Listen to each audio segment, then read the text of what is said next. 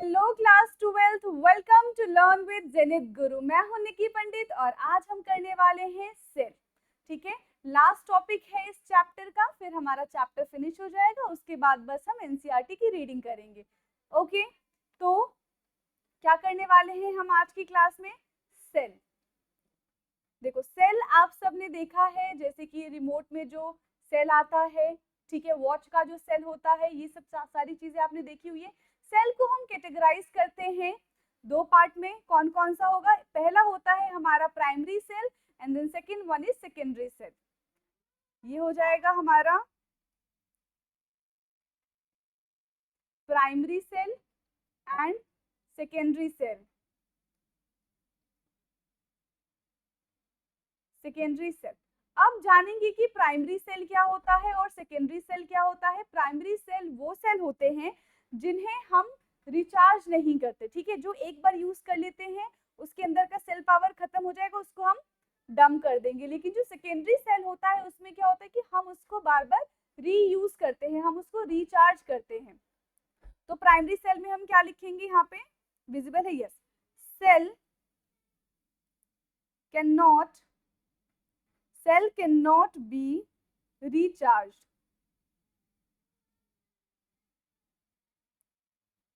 और इसमें क्या हो जाएगा? सेकेंडरी में सेल कैन बी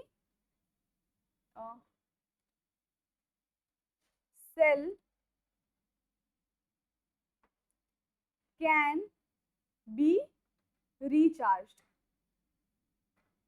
एक में हम सेल को रिचार्ज कर सकते हैं, एक में हम सेल को रिचार्ज नहीं कर सकते हैं। एग्जाम्पल क्या हो जाएगा? जो हमारे पास प्राइमरी सेल है उसका एग्जाम्पल हो जाएगा mercury cell and dry cell. वही जो हमारा सेकेंडरी सेल है इसका एग्जाम्पल हो जाएगा fuel cell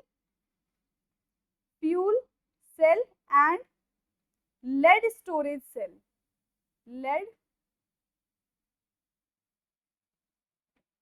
lead storage cell. Clear है? तो ये था हमारा सेल का इंट्रो। अब जब हमने इसमें क्लासीफाई किया हुआ है प्राइमरी सेल और सेकेंडरी सेल, तो जो जो हमारे एग्जाम्पल है हम उनके बारे में पढ़ेंगे, उनका कॉम्पोजिशन क्या है हम वो जानेंगे। ओके, तो सबसे पहले हम पढ़ेंगे ड्राई सेल के बारे में। Dry cell.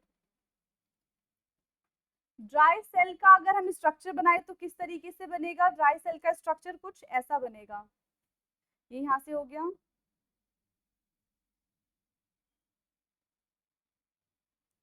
ये इतना अच्छा नहीं बनेगा, ठीक है, बट कोशिश कर रहे हैं बनाने की। ट्यूब टॉप वाला पार्ट हो गया इसका।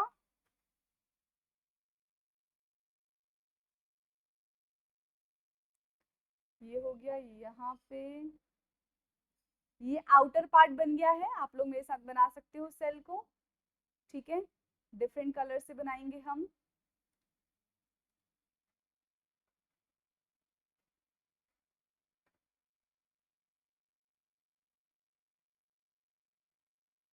ये कुछ इंटरनली इस तरीके से दिखेगा और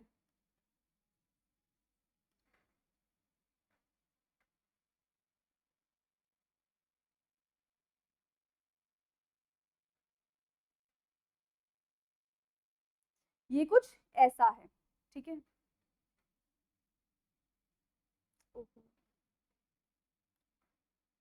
वेट,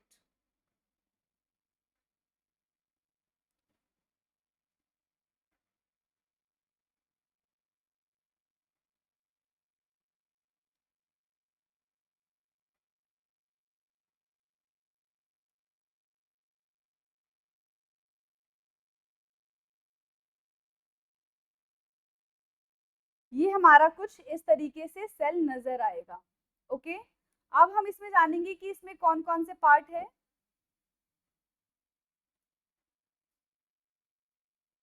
ये कुछ ऐसा है, 3D में आप एक बार बुक में भी देख सकते हो, और नॉर्मल सेल आपने देखा है, ये इसके अंदर का पार्ट है, ठीक है। अब हम मेजर करेंगे कि कौन सी चीजें क्या है। जैसे कि जो ऊपर वाला पार्ट ही क्या है? Positive terminal. आप सबको पता है सेल में दो टर्मिनल होता है, एक होता है नेगेटिव टर्मिनल, एक होता है पॉजिटिव टर्मिनल। जब हम ऑपोजिट टर्मिनल्स को सेट करेंगे तो ही सेल वर्क करेगा। अगर हमने क्या किया, सेम टर्मिनल को सेट कर दिया तो वो वर्क नहीं करेगा। ओके, और नीचे क्या हो जाएगा हमारा, यहाँ पे आएगा हमारा नेगेटिव टर्मिनल। ओके, यहाँ पे क्या आ गया हमारा, नेगेटिव टर्मिनल आ गया। ये जो बाहर वाला पार्ट है इसमें क्या है, जिंक है। और जिंक कहाँ पे होता है ये हमारा क्या है, जिंक है। जिंक होता है एनोड साइड, तो ये हमने लगा दिया एनोड। ठीक है, अब इसके अंदर ये जो पार्ट है, ये कौन सा पार्ट है, ये हमारा है पोरस पेपर लाइनिंग। ये हमारा क्या हो जाएगा, पोरस पेपर लाइनिंग, जो इन दोनों को सेपरेट कर रहा है। और इसके अंदर वाला ये क्या है, ये है हमारा ग्रेफाइट, जो कि कैथोड पे रहेगा। ग्रेफाइट है जो कि किस पे है, कैथोड पे है। और इसके अंदर किसका पेस्ट भरा हुआ है, देखो ये है हमारा ग्रेफाइट कैथोड, ये है हमारा उसको जो सेपरेट कर रहा है पोरस पेपर लाइनिंग। ओके, और इसके अंदर फिल है MnO2 का और कार्बन का यहाँ पे पेस्ट है। ठीक है, अब हम लिखेंगे कि एनोड साइड क्या क्या प्रेजेंट है और कैथोड साइड क्या क्या प्रेजेंट है।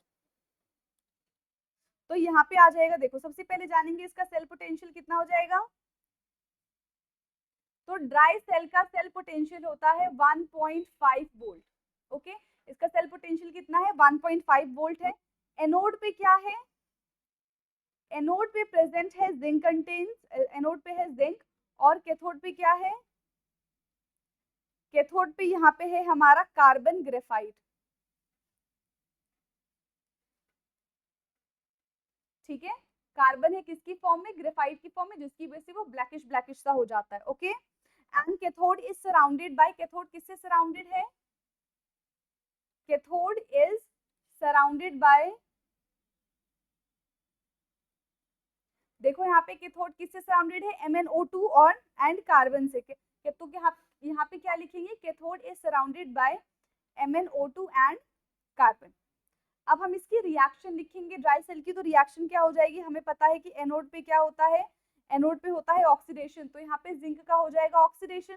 तो Zn से बन गया है Zn2 पॉजिटिव, और ऑक्सीडेशन में हम इलेक्ट्रॉन क्या करते हैं, निकाल देते हैं, डोनेट कर देते हैं, तो यहाँ पे आ जाएगा 2 इलेक्ट्रॉन्स। ठीक है, वहीं अगर हम बात करें किसकी, कैथोड की, तो कैथोड पे क्या है, MnO2 प्लस NH4, यहाँ से आएगा एक इलेक्ट्रॉन गया, ये क्या बन गया, यहाँ से हमें बन गया MnOH प्लस NH3। यहाँ पे क्या है, कैथोड पे हुआ है रिडक्शन।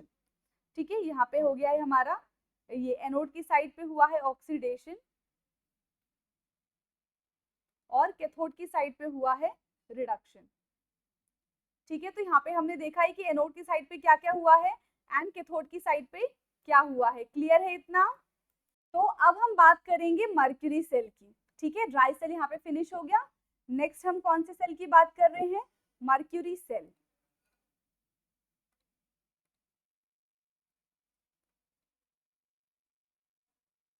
मर्क्यूरी सेल, देखो मर्क्यूरी सेल में क्या होता है, ये लो करंट डिवाइस के लिए सूटेबल होता है। ओके, क्या लिखेंगे, suitable for low current device. जैसे हमने ड्राई सेल में देखा था कि उसका वोल्टेज कितना होता है, 1.5 वोल्टेज था, वैसे ही मर्क्यूरी सेल का अगर हम वोल्टेज देखेंगे तो 1.35 वोल्टेज है। ठीक है, इसका अगर हम सेल पोटेंशियल देखते हैं तो सेल पोटेंशियल आएगा 1.35 वोल्टेज। अब यहाँ पे भी हम देखेंगे कि एनोड पे कौन सा एलिमेंट प्रेजेंट होता है, ठीक है, कैथोड पे क्या प्रेजेंट होता है। तो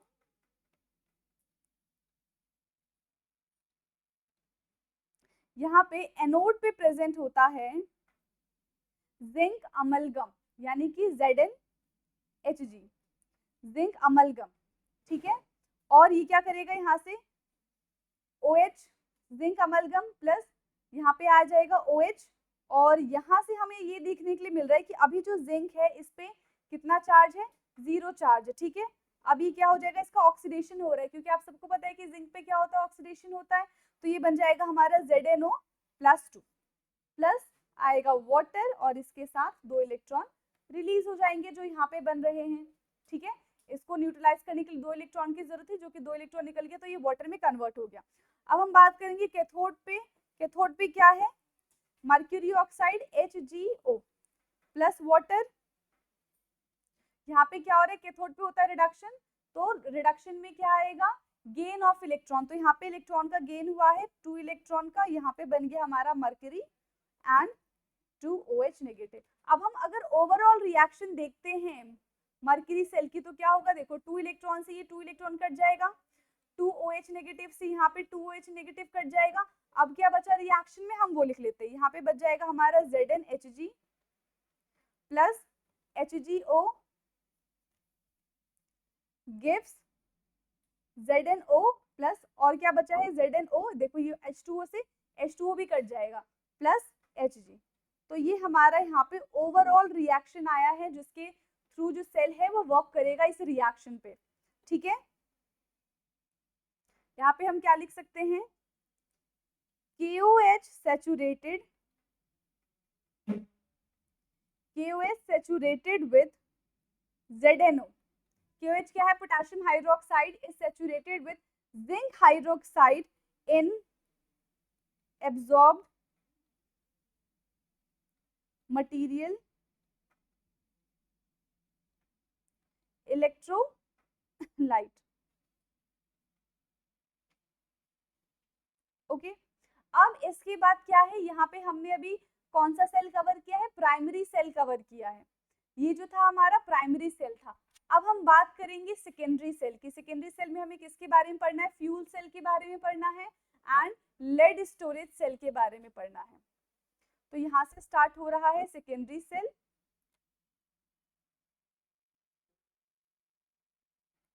तो यहाँ पे मेंशन कर देते हैं, ये है हमारा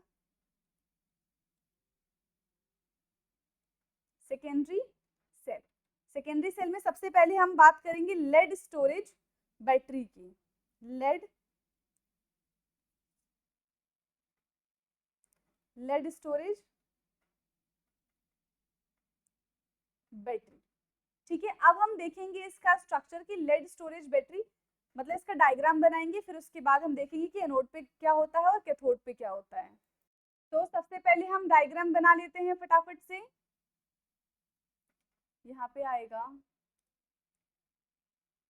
हमने लिया है एक बीकर,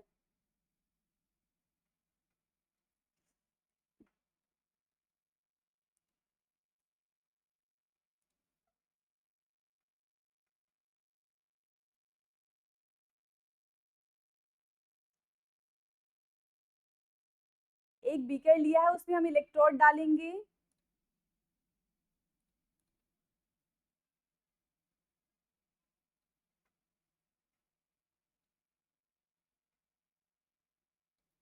ठीक है, टेढ़ा बन गया, वेट।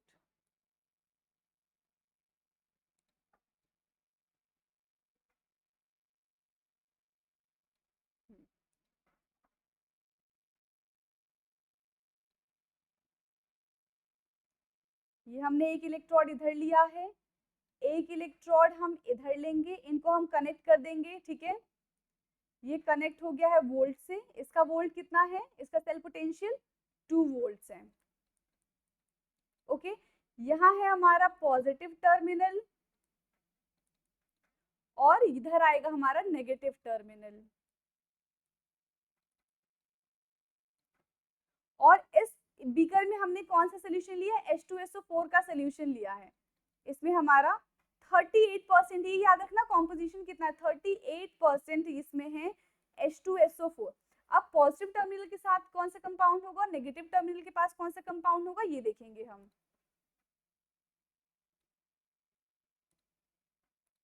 तो यहाँ पे जो पॉजिटिव टर्मिनल है इधर की साइड होगा PbO2, यानी कि लेड डाइऑक्साइड, लेड डाइऑक्साइड। ठीक है, वही अगर हम पॉजिटिव की बात करें तो इधर होगा लेड, सिर्फ लेड। अब हम इजीली यहाँ से ऑक्सीडेशन और रिडक्शन की में लिख सकते हैं कि ऑक्सीडेशन में कौन सा कंपाउंड होगा या फिर एलिमेंट होगा, और रिडक्शन में कौन सा कंपाउंड या फिर एलिमेंट होगा।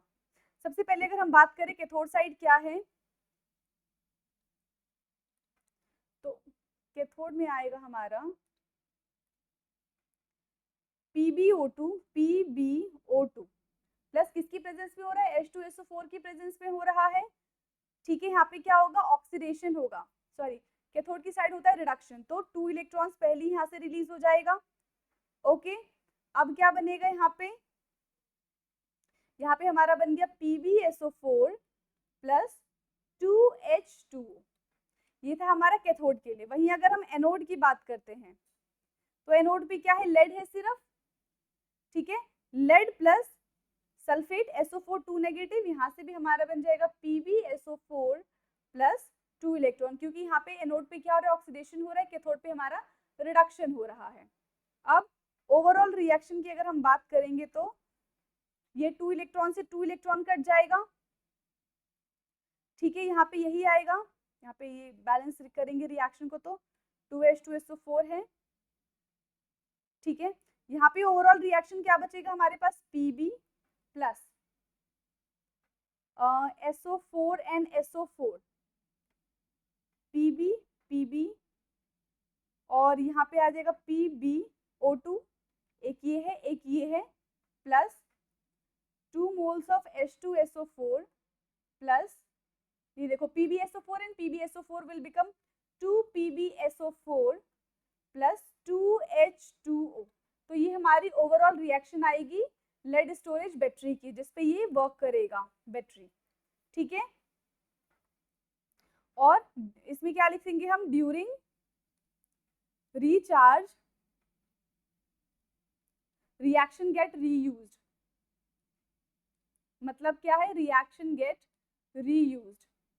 देखो इसमें क्या है, जैसे ही लाइट जाएगी, ठीक है, ये जो लेड स्टोरेज बैटरी होते हैं जैसे इन्वर्टर वगैरह में या फिर कार वगैरह में, क्या होगा कि जब ये जो बैटरी है ये वर्क करेगा तो ये वाली रिएक्शन फॉलो होगी, ठीक है। जब ये सेल जो है वो वर्क कर रहा है, बैटरी जो है वर्क कर रहा है, लेकिन जैसे ही ये वर्क करना बंद कर देगी, क्या करेगा, खुद को रीस्टोर करेगा, और रीस्टोर करते टाइम ये जो रिएक्शन है ये वापस उल्टी होने लग जाएगी, ठीक है। ये जैसे कि 2PbSO4 प्लस H2 से अब हमें क्या मिलेगा, lead plus lead dioxide plus H2SO4, लेकिन जब रिएक्शन चल रही है तो इस डायरेक्शन में चलेगी, और जब रिएक्शन बंद हो जाएगी तो वापस ये खुद को रीयूज करेगा बैक डायरेक्शन में।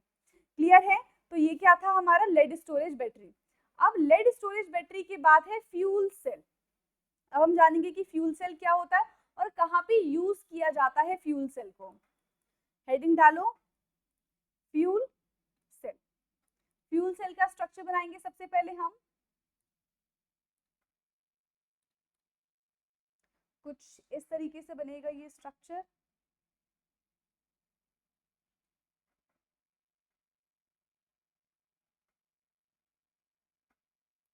यहाँ पे ये दो,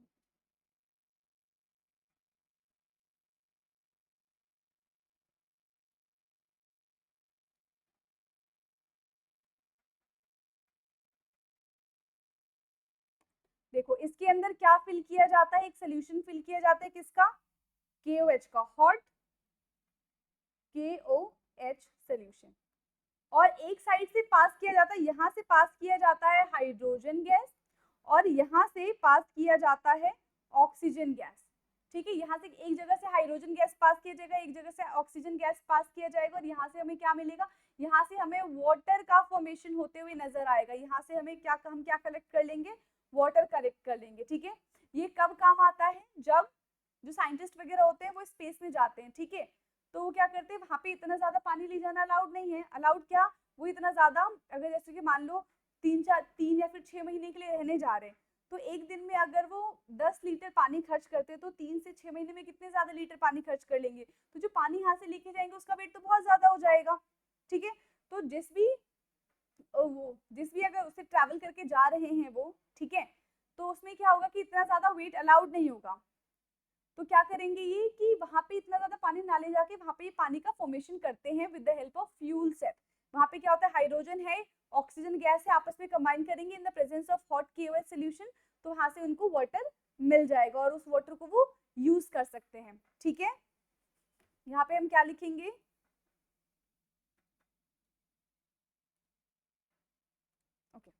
those cell in which, fuel cell के बारे में लिखेंगे हम, those cell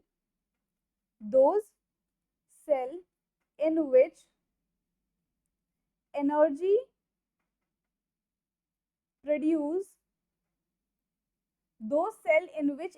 produced from the combustion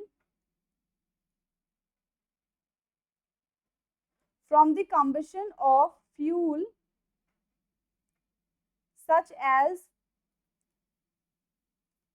H2, O2, CH4 can be converted its electrical energy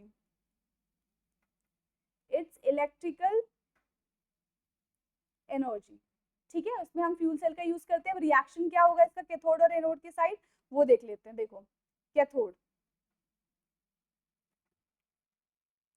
cathode side क्या दिख रहा है हमें, ऑक्सीजन दिख रहा है, तो oxygen plus 2 moles of water लेंगे यहाँ पे, और ऑक्सीजन है या सॉरी कैथोड है, तो कैथोड में क्या होगा, यहाँ पे रिडक्शन होगा, तो 4 इलेक्ट्रॉन्स गेन कर लिए, बन जाएगा 4 OH नेगेटिव।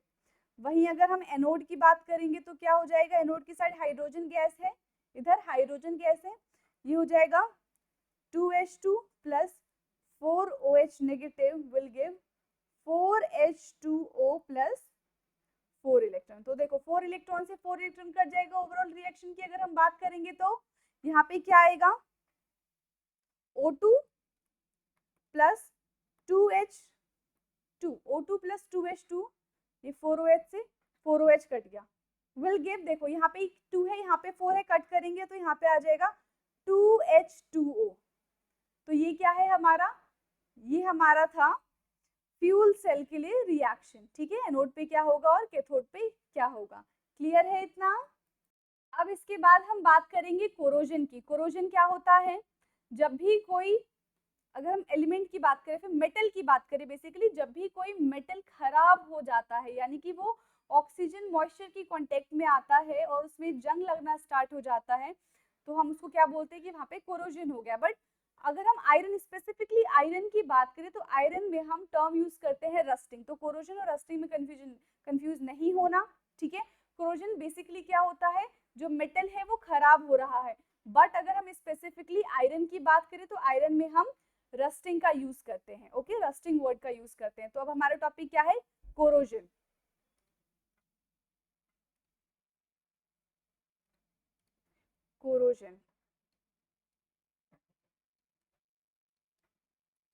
ठीक है, कोरोजन की डेफिनेशन क्या हो जाएगी, तो यहां से हम लिखेंगे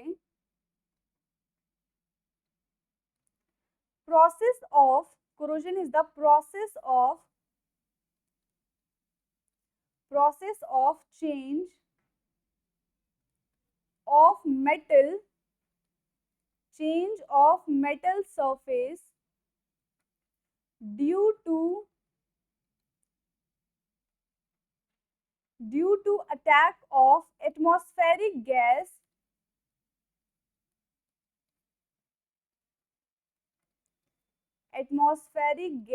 into salt,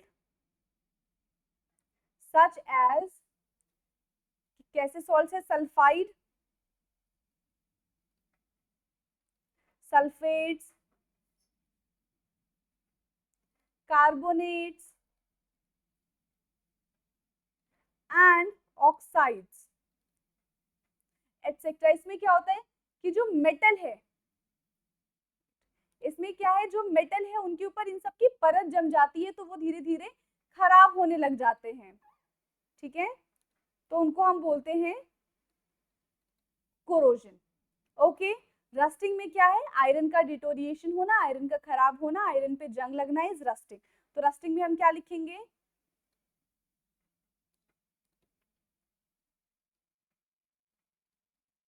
rusting is corrosion of iron, corrosion of iron is rusting. और रस्ट का फॉर्मूला क्या होता है, Fe2O3.x मॉलिक्यूल्स ऑफ H2O। ठीक है, रस्ट का फॉर्मूला होता है Fe2O3 dot x moles of H2, क्योंकि वाटर के साथ जाके रिएक्ट कर रहा है इसलिए खराब हो जाएगा।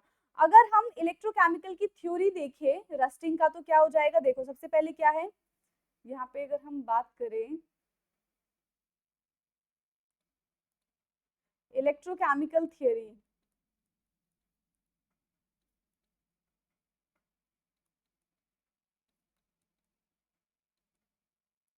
तो इसमें क्या है, जब वाटर के साथ कार्बन डाइऑक्साइड रिएक्ट करता है तो बनाता है कार्बोनिक एसिड। कार्बोनिक एसिड क्या होता है, H2CO3, ये है हमारा कार्बोनिक एसिड। और फिर यही जब H2CO3 का डिकम्पोजिशन होता है तो हमें मिलता है 2H positive plus CO3 2 negative, यानी कि कार्बोनेट, कार्बोनिक एसिड से मिलेगा हमें कार्बोनेट। अब हम रस्टिंग का देखेंगे कि एनोड पे क्या होता है और कैथोड पे क्या होता है, ठीक है। तो यहाँ पे क्या हो जाएगा, सबसे पहले हम बात करेंगे एनोड की। तो एनोड पे होगा आयरन, आयरन का होगा ऑक्सीडेशन, क्योंकि आप सबको पता है कि कोरोजन या फिर रस्टिंग कब बोलते हैं, जब वो मेटल का ऑक्सीडेशन हो जाता है तो उसको हम कोरोजन या फिर रस्टिंग बोलते हैं, ठीक है। तो यहाँ पे एनोड पे क्या है, आयरन है जिसका ऑक्सीडेशन होगा, तो Fe will give Fe2 positive plus यहाँ पे 4 इलेक्ट्रॉन आएगा 2 और 2, ये क्या हो रहा है, ऑक्सीडेशन हो रहा है यहाँ पे। वहीं अगर हम कैथोड की बात करते हैं तो कैथोड पे क्या हो जाएगा, वाटर कंटेंट आएगा 4H पॉजिटिव प्लस O2 और ऑक्सीजन प्लस 4 इलेक्ट्रॉन मिलके क्या दे रहे हैं, 2H2O वाटर। अब देखो यहाँ से हमें क्या मिलेगा, ये तो हमने जान लिया कि एनोड पे कौन सी रिएक्शन हो रही है और कैथोड पे कौन सी रिएक्शन हो रही है। एनोड पे आएगा हमारा आयरन जिसका ऑक्सीडेशन होगा और कैथोड पे है मॉइस्चर कंटेंट और ऑक्सीजन जिसका रिडक्शन होगा। क्लियर है इतना। अब अगर हम एटमॉस्फेयर में देखें कि ऑक्सीडेशन कैसे हो रहा है तो हम क्या करेंगे, एटमॉस्फेरिक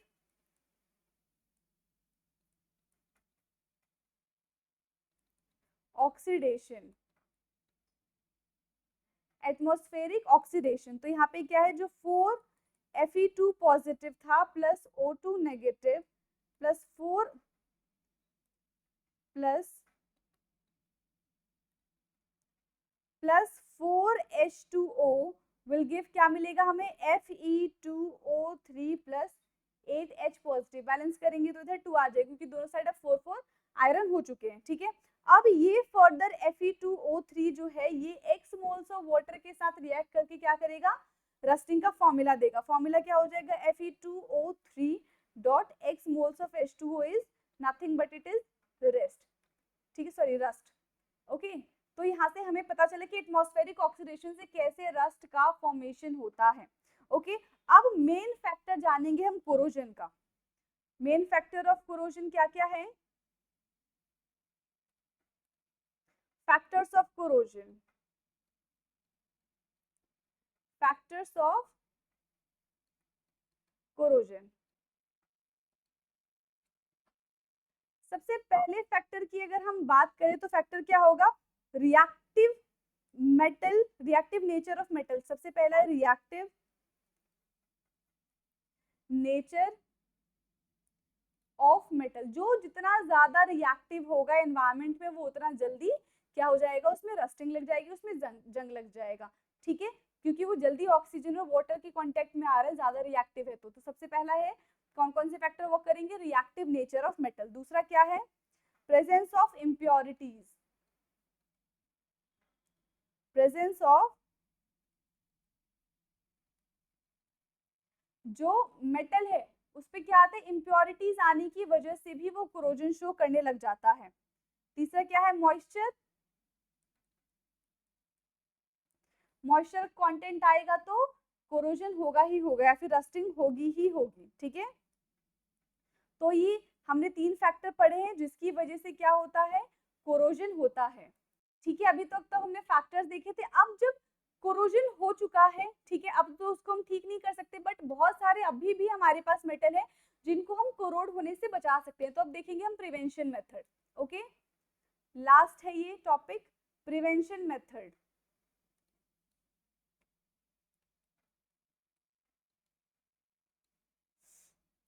प्रिवेंशन मेथड कैसे हम मेटल को प्रिवेंट कर सकते हैं ऑक्सीडाइज होने से। सबसे पहला क्या है, उस पर हम ऑयलिंग कर सकते हैं, हम उसे पेंट कर सकते हैं, ठीक है, ग्रीस की कोटिंग कर सकते हैं, ग्रीस की कोटिंग कर सकते हैं। इस चीज को करके हम मेटल को बचा सकते हैं, ठीक है। सेकंड क्या है, कोटिंग करेंगे with less electropositive metal, coating with less electro positive metal, ठीक है। कौन सा मेटल, लाइक जैसे टिन हो गया, हम टिन की कोटिंग करेंगे तो क्या हो जाएगा, मान लो आयरन है, यहाँ पे क्या करें, हमने आयरन ले लिया, ठीक है। अब आयरन ऑक्सीडाइज ना हो जाए इसलिए हमने इसके ऊपर क्या किया, टिन की कोटिंग कर दी। टिन क्या है, tin is least reactive than iron. अब जो मॉइस्चर होगा, जो ऑक्सीजन होगा, वो किसके साथ रिएक्ट करेगा, टिन के साथ रिएक्ट करेगा। बट टिन तो रिएक्टिव नेचर का है ही नहीं, तो बहुत कम क्या होगा, जो मॉइस्चर है वो टिन के साथ रिएक्ट करेगा। बट इसमें प्रॉब्लम क्या है, अगर कहीं से भी टिन की यहाँ पे परत हट जाती है तो वो पूरा ही टिन बेकार हो जाएगा। फिर क्या होगा, जो मॉइस्चर कंटेंट है, जो ऑक्सीजन है, वो डायरेक्ट आयरन के साथ जाके रिएक्ट कर लेंगे, तो इसके साथ ये प्रॉब्लम हो सकती है। ओके, थर्ड पॉइंट है जो कि बहुत ज्यादा इंपॉर्टेंट है, गैल्वेनाइजेशन।